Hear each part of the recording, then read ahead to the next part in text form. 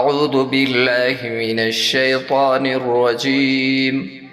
بسم الله الرحمن الرحيم أولئك الذين خسروا أنفسهم وضل عنهم ما كانوا يفترون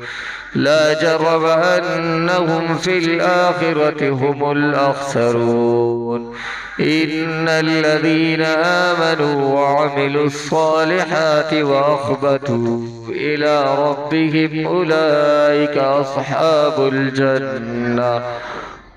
صدق الله العظيم والسلام عليكم ورحمة الله وبركاته